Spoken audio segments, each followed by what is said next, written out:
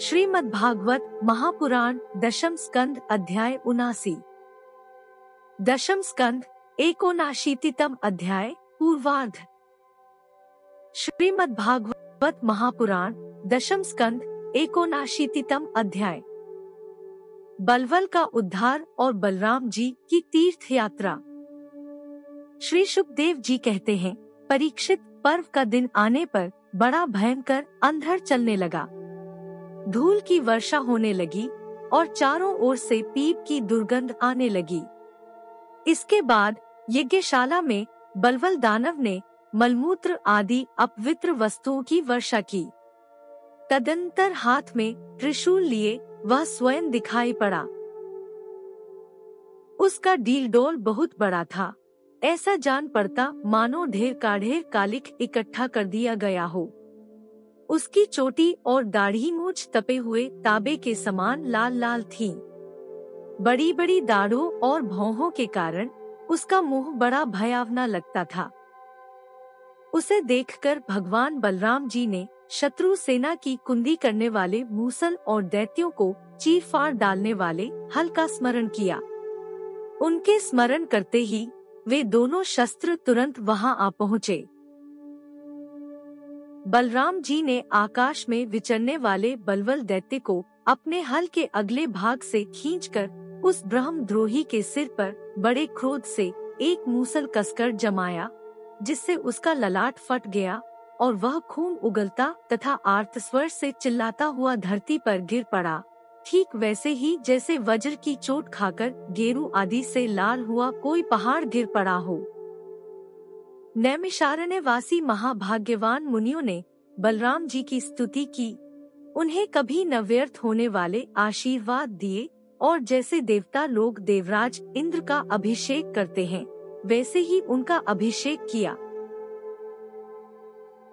इसके बाद ऋषियों ने बलराम जी को दिव्य वस्त्र और दिव्य आभूषण दिए तथा एक ऐसी वैजंती की माला भी दी जो सौंदर्य का आश्रय एवं कभी ने मुरझाने वाले कमल के पुष्पों से युक्त थी।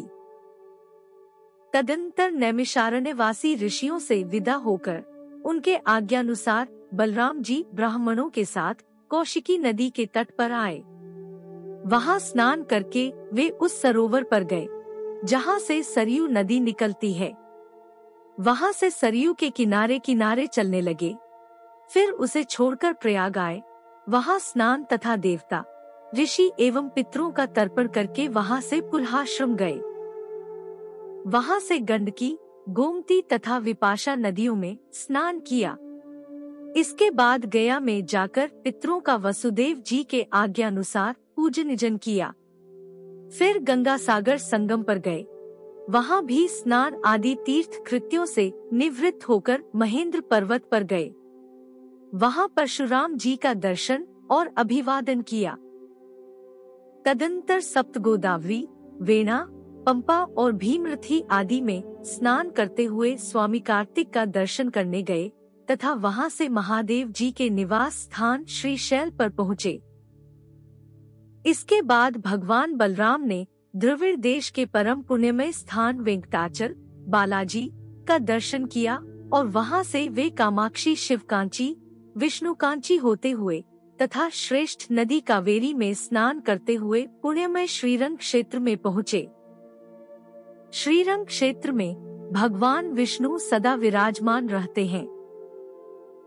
वहां से उन्होंने विष्णु भगवान के क्षेत्र ऋषभ पर्वत, दक्षिण मथुरा तथा बड़े बड़े महापापों को नष्ट करने वाले सेतुबंध की यात्रा की। वहां बलराम जी ने ब्राह्मणों को 10,000 गौएं दान की। फिर वहां से कृतमाला और ताम्रपणी नदियों में स्नान करते हुए वे मलय पर्वत पर गए। वह पर्वत 7 कुल पर्वतों में से एक है। वहां पर विराजमान अगस्त्य मुनि को उन्होंने नमस्कार और अभिवादन किया।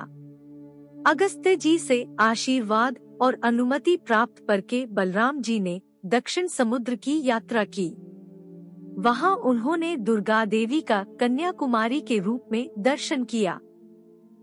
इसके बाद वे फाल्गुन तीर्थ अनंतशन क्षेत्र में गए और वहां के सर्वश्रेष्ठ पंचाप्सरस तीर्थ में स्नान किया। उस तीर्थ में सर्वदा विष्णु भगवान का सानिध्य रहता है। वहाँ बलराम जी ने 10,000 गौएं दान की। अब भगवान बलराम वहाँ से चलकर केरल और त्रिगर्त देशों में होकर भगवान शंकर के क्षेत्र गोकर्ण तीर्थ में आए। वहाँ सदा सर्वदा भगवान शंकर विराजमान रहते हैं। वहाँ से जल से घिरे द्वीप में निवास करने वाली आर्या देवी का दर्शन करने गए और फिर उस द्वीप से चलकर शूरपार्क क्षेत्र की यात्रा की। इसके बाद तापी, पयोष्णी और निर्विंध्य नदियों में स्नान करके वे दंडकारण्य में आए। वहाँ होकर वे नर्मदा जी के तट पर गए। परीक्षित, इस पवित्र नदी के तट पर ही माहिष्मतीपुरी है। वहाँ मनुतीर्थ में स्नान करके वे फिर प्रभास क्षेत्र में चले आए। वहीं उन्होंने ब्राह्मणों से सुना कि कौरव और पांडवों के युद्ध में अधिकांश क्षत्रियों का संहार हो गया। उन्होंने ऐसा अनुभव किया कि अब पृथ्वी का बहुत सा भार उतर गया। जिस दिन रणभूमि में भीमसेन और दुर्योधन गदायुद्ध कर रहे थे, उसी दिन बलराम जी उन्हें रोकने के लिए कुरुक्षेत्र जा पहुँचे। महाराज युधिष्ठिर, नकुल, सहदेव, भगवान श्री कृष्ण और अर्जुन ने बलराम जी को देखकर प्रणाम किया तथा चुप ही रहे। वे डरते हुए मन ही मन सोचने लगे कि ये जाने क्या कहने के लिए यहाँ पधारे हैं। उस समय भीमसेन और दुर्योधन दोनों ही हाथ में गदा लेकर एक दूसरे को जीतने के लिए क्रोध से भरकर भांति भांति के पैंतरे बदल रहे थे। उन्हें देखकर बलराम जी ने कहा, राजा दुर्योधन और भीमसेन, तुम दोनों वीर हो। तुम दोनों में बल पौरुष भी समान है। मैं ऐसा समझता हूँ कि भीमसेन में बल अधिक है और दुर्योधन ने गदा युद्ध में शिक्षा अधिक पाई है।